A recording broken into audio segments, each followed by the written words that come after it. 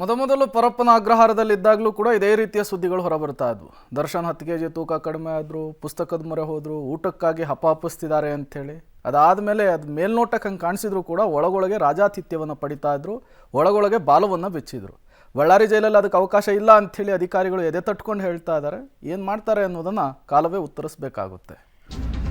ದರ್ಶನನ್ನ ನೆನಪು ಮಾಡಿಕೊಂಡು ನಟ ವಿನೋದ್ ಪ್ರಭಾಕರ್ ಮಾತನಾಡಿದ್ದಾರೆ.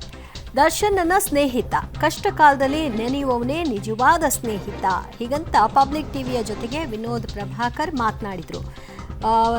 ದರ್ಶನ್ ಅಭಿನಯದ ಸಿನಿಮಾ ರಿಲೀಸ್ ಆಯಿತು. ನಾನು ಅವರ ಪ್ರತಿ ಸಿನಿಮಾಗಳನ್ನು ಫಸ್ಟ್ ಡೇ ನೋಡ್ತೀನಿ. ಅದೇ ರೀತಿಯಾಗಿ ಇವತ್ತು ಸಿನಿಮಾ ನೋಡೋಕೆ ಬಂದಿದ್ದೀನಿ. ದರ್ಶನ್ ಇರಲಿ ಇಲ್ಲದೇ ಇರಲಿ ಆ ಅಭಿಮಾನವನ್ನು ತೋರ್ತೀನಿ ಅಂತ ಹೇಳ್ಕೊಂಡಿದ್ದಾರೆ. ವಿನೋದ್ ಪ್ರಭಾಕರ್ ಅವರೇ, ಇವತ್ತು ಕರಿಯ ಸಿನಿಮಾ ರಿಲೀಸ್ ಆಗಿದೆ. ರಿಲೀಸ್ ಆದಂಥ ಸಿನಿಮಾವನ್ನು ನೋಡಿದ್ದಾರೆ ಅಭಿಮಾನಿಗಳ ಜೊತೆ. ಸರ್, ಮೊದಲನೇದಾಗಿ ಅಭಿಮಾನಿಗಳ ಜೊತೆಗೆ ಸಿನಿಮಾವನ್ನು ನೋಡಿರ್ತಕ್ಕಂಥ ಸರ್ ಖುಷಿ ಆಗುತ್ತೆ. ಯಾಕಂದರೆ ಲಾಸ್ಟ್ ಟೈಮು ಕಾಟೇರನ್ನು ನೋಡಿದ್ದೆ, ಇದೇ ಥರ ಒಂದು ನಿಮಿಷ ಕಾಟೇರನ್ನು ನೋಡಿದೆ, ಕ್ರಾಂತಿಯನ್ನು ನೋಡಿದ್ದೆ.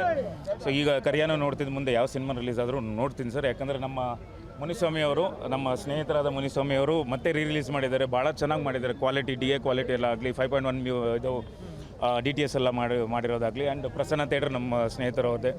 ಸೊ ಆ ಸಿನಿಮಾ ರಿಲೀಸ್ ಆಗಿದೆ, ತುಂಬ ಚೆನ್ನಾಗಿ ಪ್ರದರ್ಶನ ಕಾಣ್ತಿದೆ. ಸೊ ಎಲ್ಲ ಅಭಿಮಾನಿಗಳು ಬಂದು ನೋಡ್ತಿದ್ದಾರೆ, ಖುಷಿ ಆಗ್ತಿದೆ. ಇದೇ ಥರ ಎಲ್ಲ ಸಿನಿಮಾಗಳು ನೆಕ್ಸ್ಟು ಐ ಥಿಂಕ್ ಬೇರೆ ಇನ್ನೂ ಎಲ್ಲ ಹಲವಾರು ಸಿನಿಮಾ, ಹಳೆ ಸಿನಿಮಾಗಳೆಲ್ಲ ರಿಲೀಸ್ ಮಾಡ್ತಿದ್ದಾರೆ.